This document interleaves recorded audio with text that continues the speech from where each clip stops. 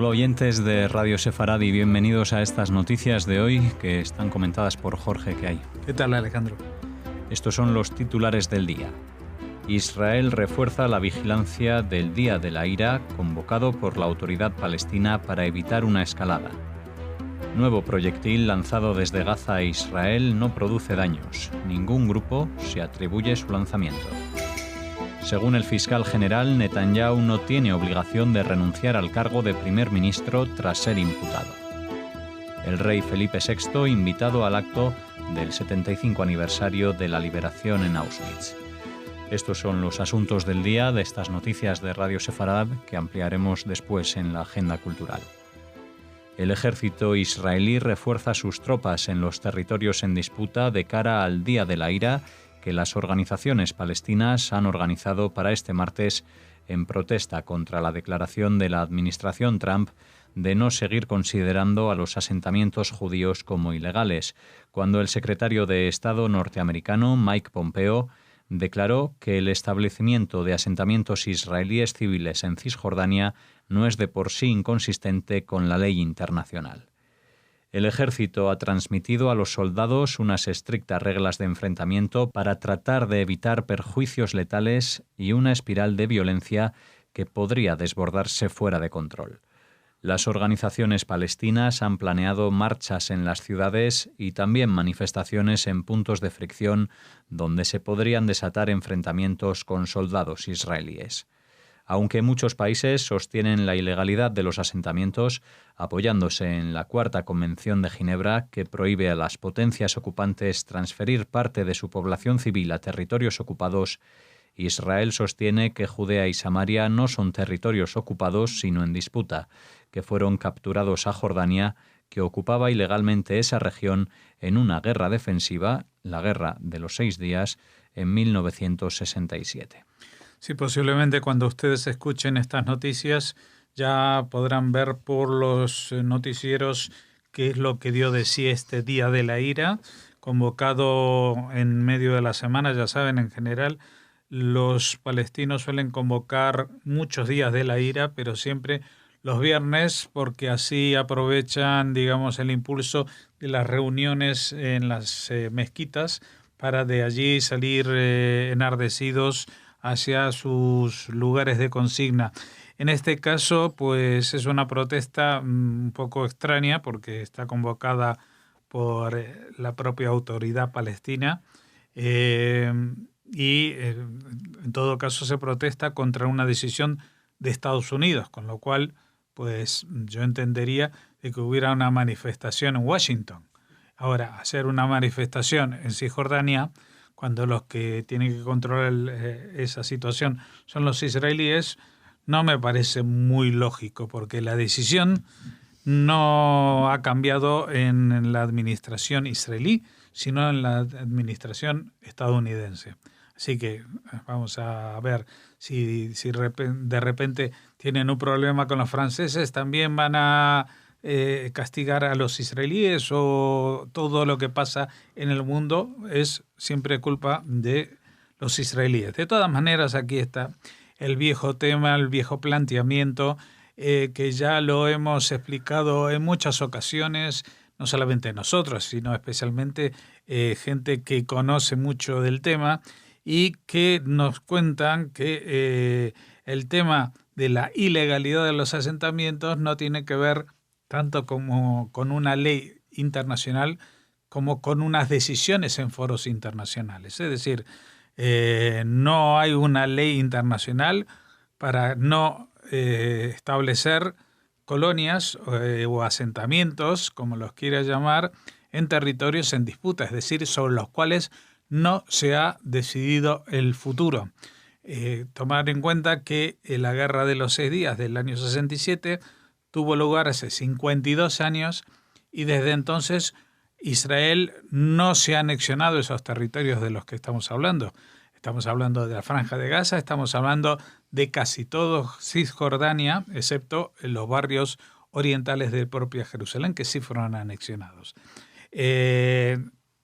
Entonces no se puede hablar de una violación de la Cuarta Convención de Ginebra porque no hay una ocupación. sino que son territorios en disputa, que están todo el tiempo en la mesa de discusión, en las mesas de negociaciones, que reiteradamente han fracasado, pero allí están, no tienen un estatuto definitivo.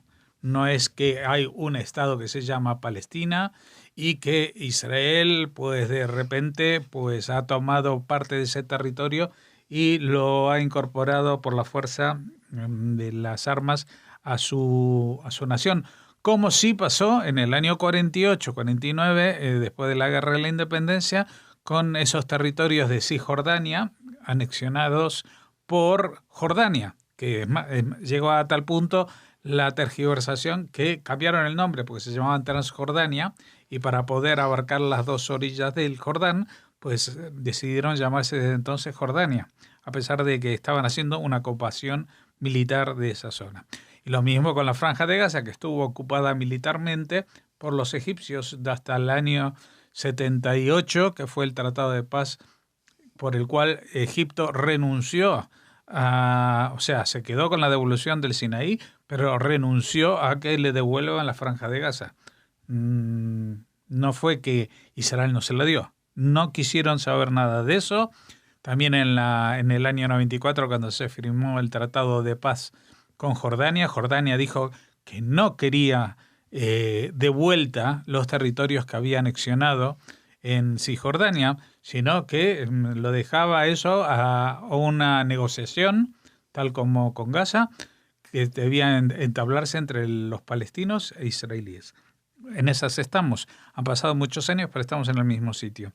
Por lo tanto, bueno, hay protestas. Más que nada, quizás esto suene un poco cínico, pero que es así. Esto se hace más que nada por seguir arañando algún titular en algún periódico, porque el tema palestino ha caído en desgracia ya desde las primaveras árabes, que han demostrado que el problema de Oriente Medio no era Israel, y más todavía durante estos últimos años con la guerra de Siria y en general con el conflicto entre chiitas y sunitas en estas guerras encubiertas o proxies entre Irán, Arabia Saudita, los hutíes en el Yemen, etcétera, etcétera. Así que a la captura de algún poco de atención en los medios internacionales, porque ya el tema de las famosas marchas del retorno que se siguen haciendo todos los viernes desde hace más de un año con violencia y con incidentes, pues como eso tampoco se refleja hoy en día en los titulares de los periódicos, porque ya aburre siempre lo mismo y que no va a ninguna parte, pues se han visto, con muchas comillas, obligados a inventarse este nuevo día de ira, que prácticamente se suma a tantos días de ira que han tenido en los pocos años en que son administrados por esta autoridad. Israel detectó el lunes último un proyectil lanzado desde Gaza en la tercera jornada que se produce un incidente similar desde que entrara en vigor el alto el fuego que contuvo la última escalada de violencia con la yihad islámica. El mortero alcanzó una zona despoblada que activó la alerta, pero no hizo sonar las alarmas antiaéreas. Durante la primera jornada de tregua, el 14 de noviembre, se lanzaron cohetes hacia Israel hasta en 3 ocasiones, que la aviación israelí respondió con bombardeos sobre objetivos de la yihad islámica. La madrugada del sábado 16 de noviembre, 2 proyectiles fueron interceptados por el sistema antiaéreo Cúpula de Hierro, tras lo que el ejército de Israel atacó puestos del movimiento islamista Hamás, que gobierna de facto el enclave y al que hace responsable de toda actividad que se produzca dentro. Ninguna facción palestina ha reivindicado el lanzamiento de estos cohetes desde entonces.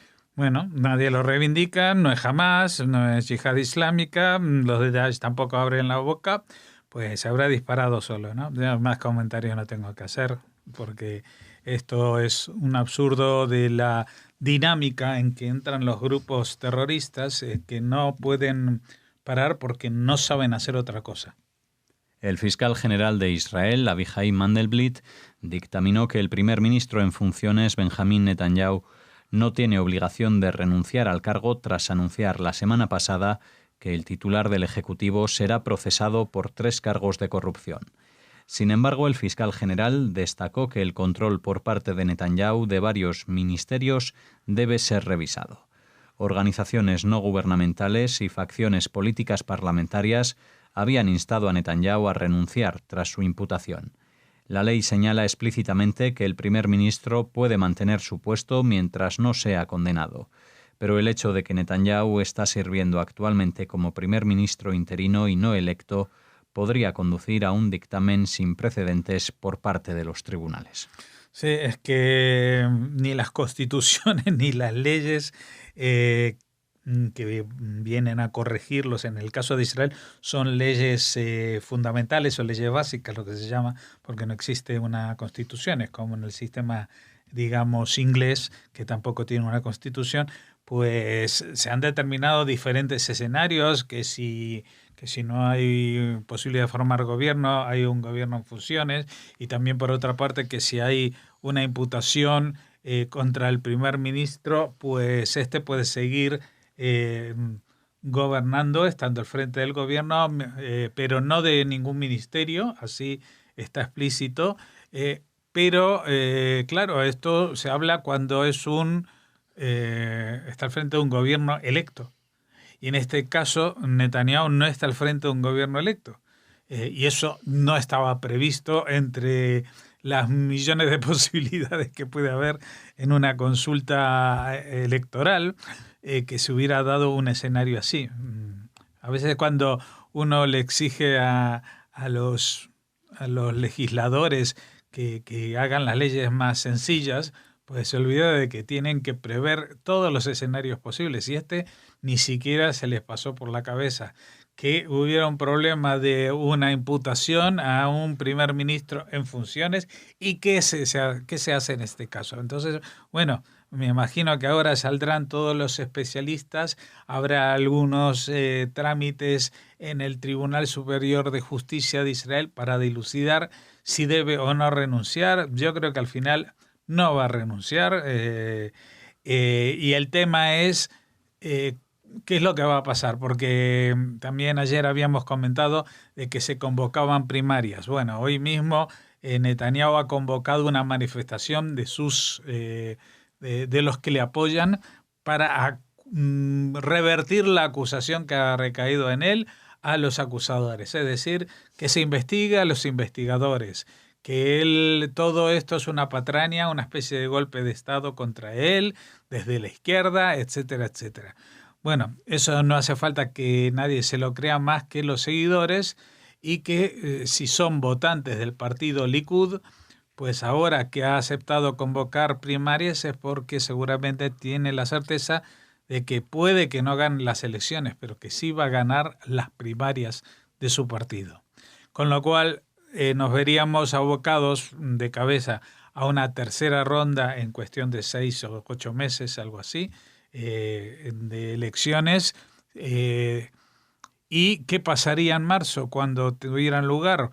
Pues el tema de la imputación a Netanyahu habría avanzado, quizás hubiera declarado o no, porque me imagino que podrá ganar algo de tiempo, y estaríamos en la misma situación, que él se presenta a unas elecciones como la víctima y con mucha cintura política que ha tenido siempre, a pesar de que ahora las encuestas vaticinan de que el público, incluso sus seguidores más habituales, iban a dejarlo de lado.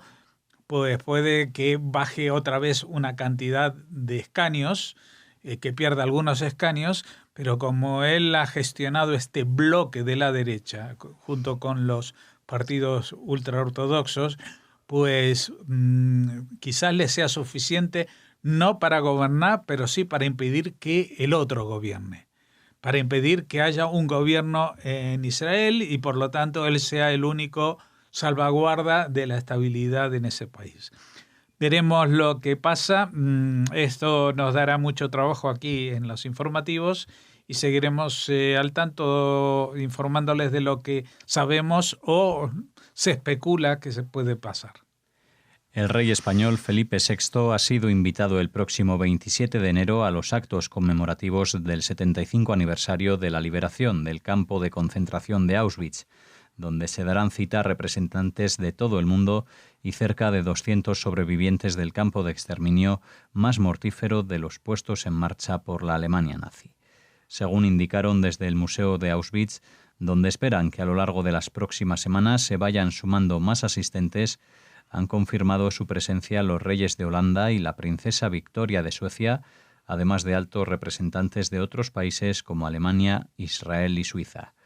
La mayoría de historiadores estiman que más de 1 millón de personas, en su mayoría judíos, perecieron en Auschwitz y en el campo anexo, Birkenau. Bueno, en la noticia a mí, yo lo estuve buscando, porque en todas partes dice que ha sido invitado el rey. Pero no me consta que haya aceptado y agendado esta invitación para el 27 de enero.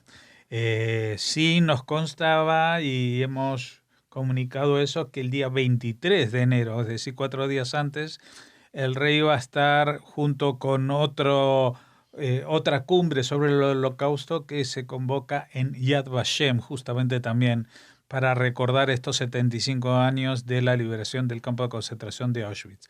Yad Vashem, que es el monumento y el Museo del Holocausto de Israel cerca de Jerusalén. Estamos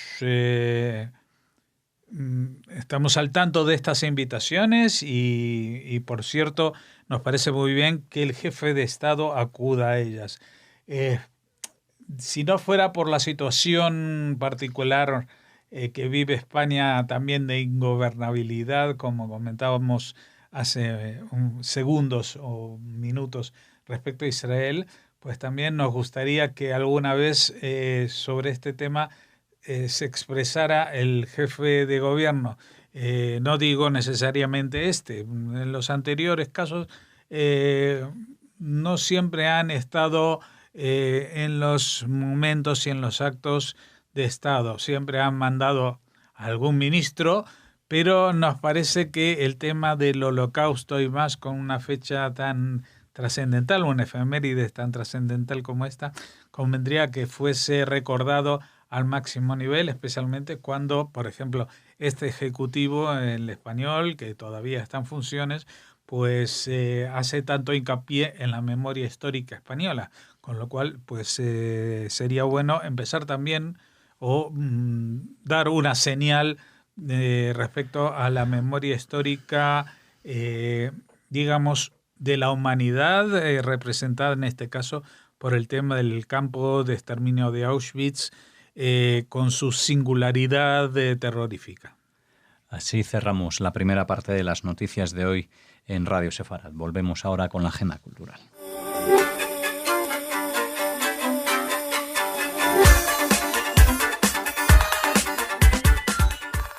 Iniciamos ahora la agenda cultural. Hola Raquel. Hola Alex, hola a todos. Bueno, ¿con qué la abres?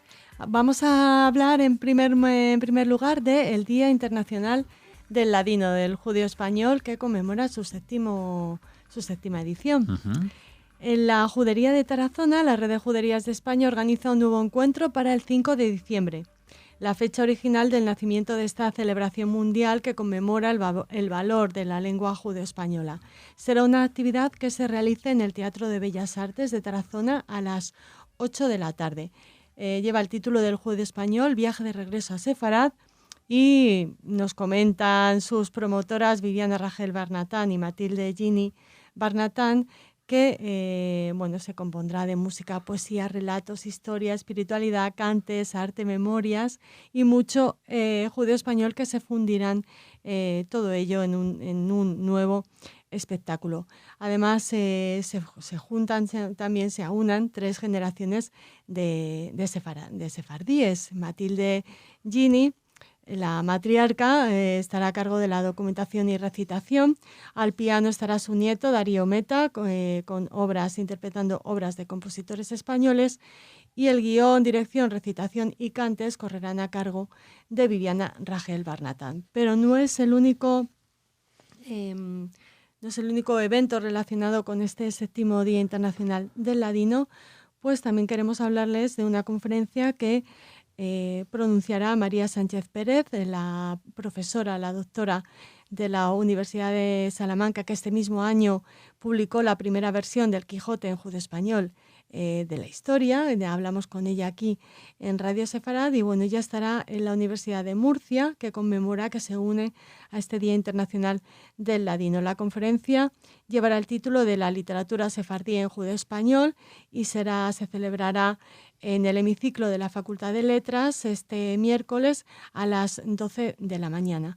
El Día Internacional del Ladino está promovido por la Autoridad Nacional del Ladino y por las comunidades repartidas por todo el mundo. Y esta actividad está organizada en la Universidad de Murcia por la profesora Juana Castaño Ruiz, buena amiga de Radio Sefarad, a la que saludamos desde aquí. Muy bien, pues así abríamos esta agenda cultural con el Día Internacional del Ladino y ahora nos movemos hacia otro lugar. Veo una escultura. Sí, una escultura, pero no se aprecia muy bien, que está marcada con una esvástica. Y eso es lo que queremos denunciarles. Hablábamos del judeo español, ahora tenemos que hablarles un poquito en entorno yidis, porque uno de sus máximos representantes, el escritor Solem Aleichem, bueno, pues su estatua ha sido vandalizada en Ucrania. Autores desconocidos han dibujado esvásticas en ella. El incidente ocurrió el domingo por la noche en Kiev y el rabino Mos Asman, un conocido líder comunitario de Kiev, informó a la policía que lo está investigando.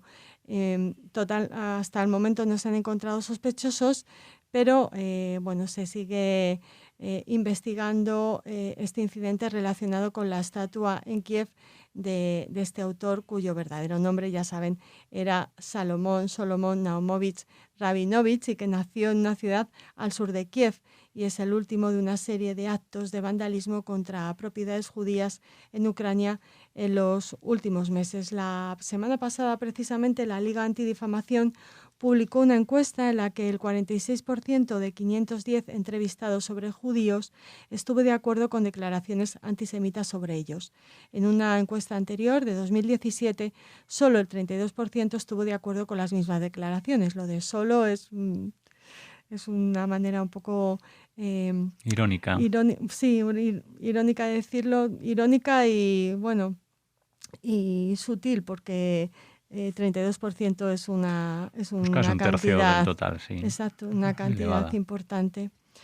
Chaim Ben Yaakov, el director ejecutivo del Congreso Judío Euroasiático, ha pedido a las agencias policiales ucranianas que hagan todo lo posible para encontrar y procesar a los delincuentes. Dice que es urgente que actuemos de manera rápida y decisiva para evitar una mayor escalada del sentimiento antisemita en Ucrania. Pues esta era la segunda noticia de este acto de vandalismo en Kiev. Terminamos con una buena. Que llega a esta buena noticia que cierra la agenda cultural. Sí, en Radio Sefarad le tenemos especial cariño al que fuera quinto presidente de Israel, el sefardí Yitzhak Nabon, porque él tuvo la amabilidad de concedernos una entrevista cuando apenas dábamos los primeros pasos. Fue amabilísimo siempre y le recordamos con mucho cariño. Ahora también le recuerda el Instituto Cervantes de Tel Aviv con la ocasión de la publicación de su libro Diarios de Meditación. En 1961, Nabon, que fue una de las figuras más destacadas de la cultura sefardí en Israel, acompañó al primer ministro David Ben Gurion a una visita oficial a Birmania. Durante esos días, Nabon aceptó la invitación para practicar la meditación vipassana y escribió a mano un diario que se publicó tras su muerte. La vida de Nabon, Miri Safir Nabon, nos hablará sobre este diario. Italia Calamis, de la editorial Hatkeren, nos revelará algunos secretos de la meditación. Lo hará para los que tengan la suerte de acercarse al Instituto Cervantes de Tel Aviv este miércoles 27 a las 19 horas. Es una actividad que durará aproximadamente 2 horas. Muy bien, pues así llegamos al final de las noticias de Radio Sefarad. Les esperamos mañana aquí también con nosotros en estas noticias y en esta agenda. Hasta mañana.